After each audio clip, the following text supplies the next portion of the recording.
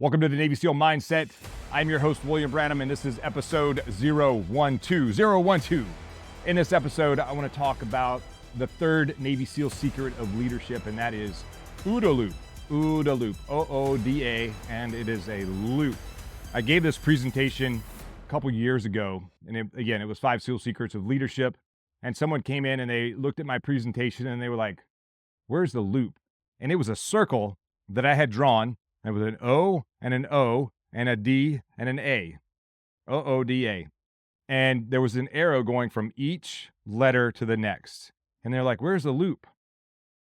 Oh, it took them a minute to figure it out, but they soon figured out that it's just this loop that never ends. Observe, orient, decide, and act.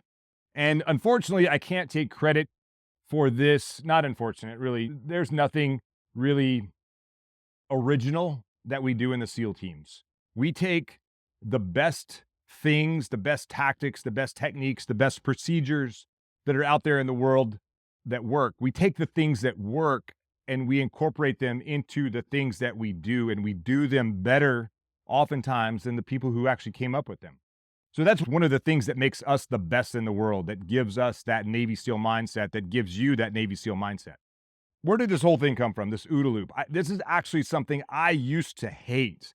I hated the word OODA Loop. I had a leader, and I think I've probably talked about him before, that I'm super grateful for. He was one of the worst leaders that I've ever had, but I'm super grateful for him because his poor leadership forced me to step up and take different action that I probably would not have taken otherwise, and come up with these ideas, these 5 SEAL secrets of leadership, like the whole, like putting my kit on and running around with these new leaders.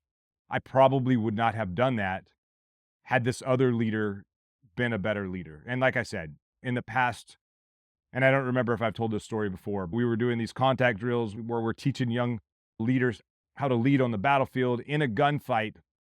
And he would run up behind these young officers and say, OODA Loop, OODA Loop, OODA Loop. And I'm like, I fucking hate that word, OODA Loop.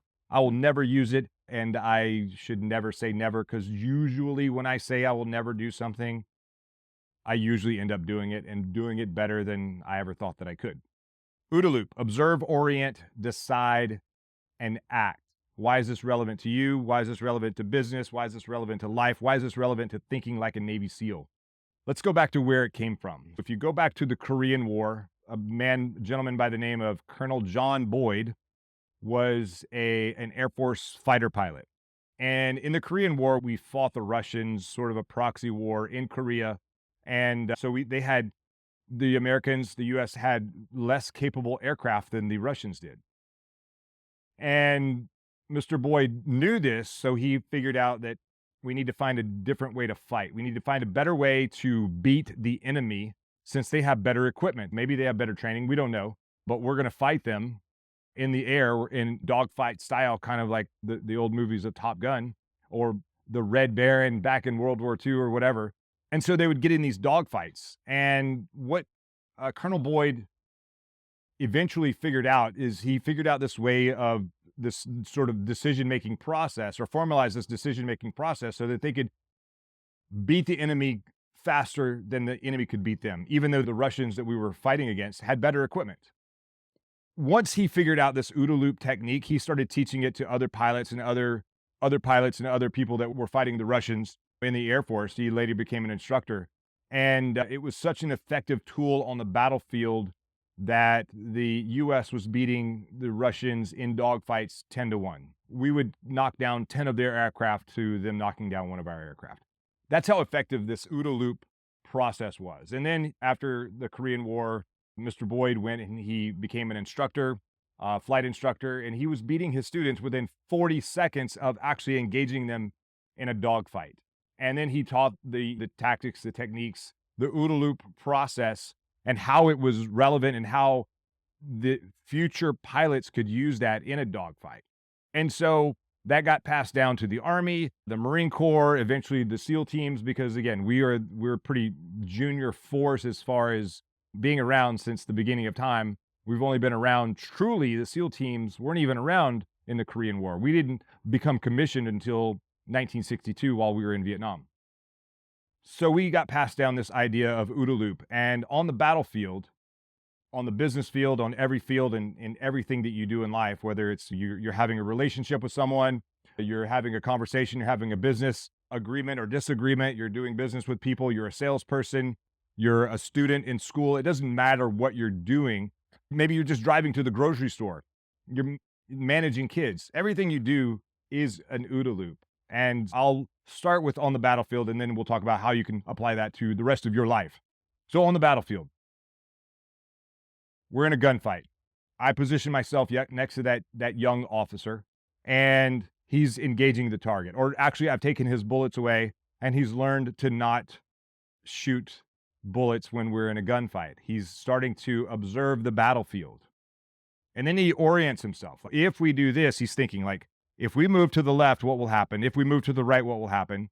And he's trying to think about how much effort it's going to take to move the team to the right, or maybe to move the team back, or move the team forward, whatever direction we need to move. He's orienting himself and the team to the threat. Then he makes the call. He decides what the call is going to be, and then he makes the call, and we move. So he observed the battlefield, he observed the team, he observed the enemy. He oriented his decision-making process off of what was going on the battlefield. And sometimes you have to let the battlefield mature. You have to let the gunfight kind of mature, see where everyone is, see what the actual enemy situation is. Let's say you're on a sales call. I used to say that I would never be in sales, and I really like getting on the phone and selling really expensive things to people if they need it. And sometimes they know they need it, but they just need a little push. And a lot of times it's just really, if I just go in there and I say, hey, you need to buy this. This is for you. You got to do it. Why don't you just go ahead and give me your credit card? They're never going to give me their credit card. Why would they? I wouldn't do that.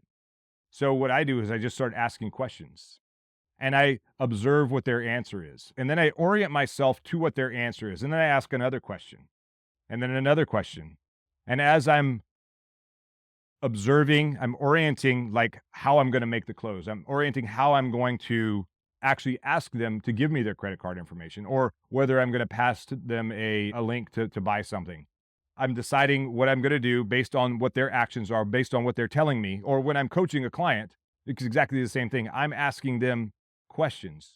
I'm letting the battlefield mature. Like, I may know the answer, I may think I know the answer, but I don't have all the information.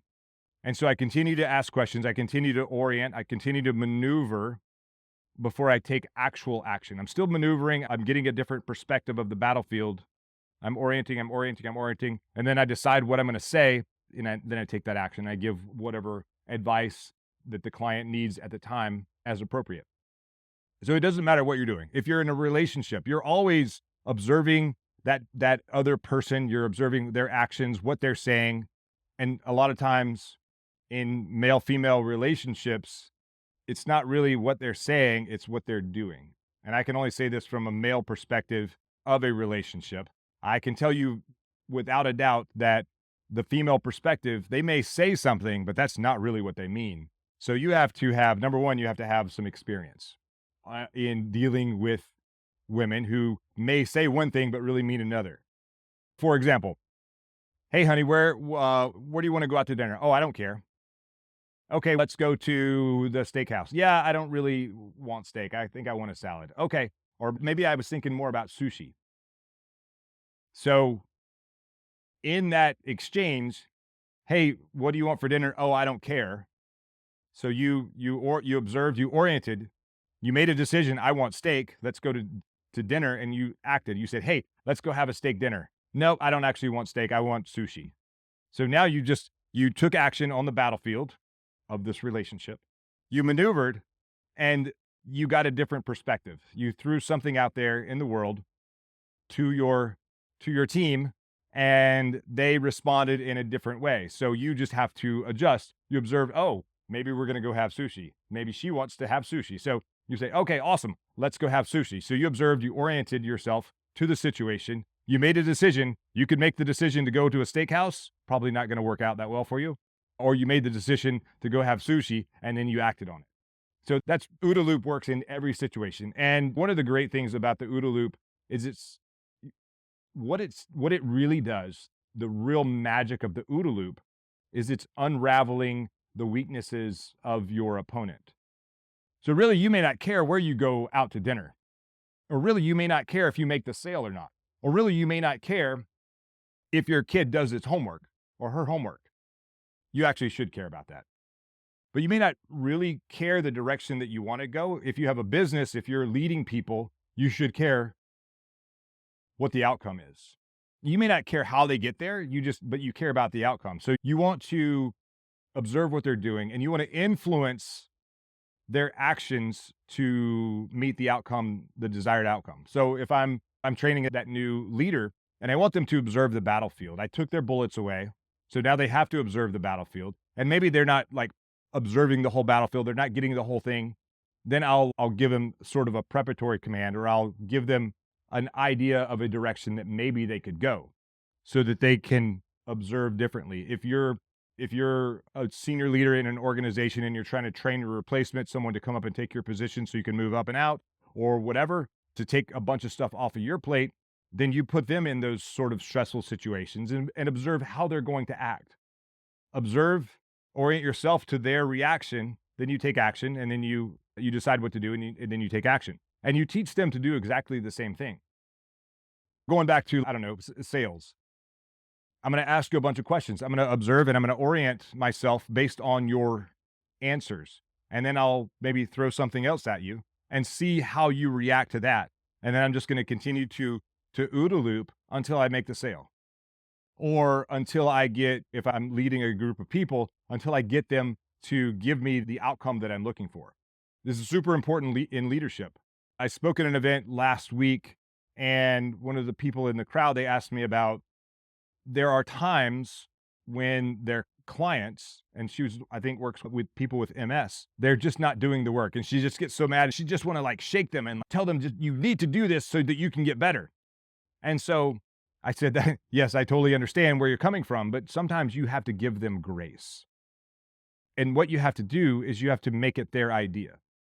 You're observing their actions. You're orienting yourself to their actions. Then you have to decide whether you want to be a hard ass or if you want to be a big softy, and then flip the script on them.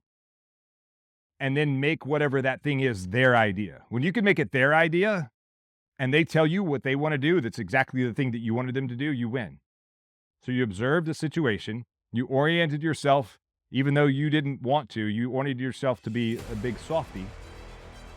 You decided to be the big softy, but you decided the direction you wanted to try and push them or get them to go. And then you took action. And then they're doing something that you want them to do, but they think it's their idea. And so that's how you OODA loop in business, how you OODA loop in life. So again, the first secret is multitask like a Navy SEAL, shoot, move, and communicate. Secret number 2, leaders get no bullets. Secret number 3 is OODA loop. You guys stay awesome. Don't forget to get naked, and I'll talk to you soon. Hey, this is William Branham, retired Navy SEAL, 26 years of service, and I have a free gift for you. Go to 5SEALsecrets.com, the number 5, SEAL as in Navy SEAL, 5SEALsecrets.com. Go download your free copy of these 5 SEAL secrets, and I'll give you a secret. The secret is naked. Naked is an acronym. Go over there and find out what it is. 5SEALsecrets.com, totally free. All you got to do is give me your name and email so I can send that to you, and it's all yours. Then you can start learning how to think like a Navy SEAL. Talk to you guys soon.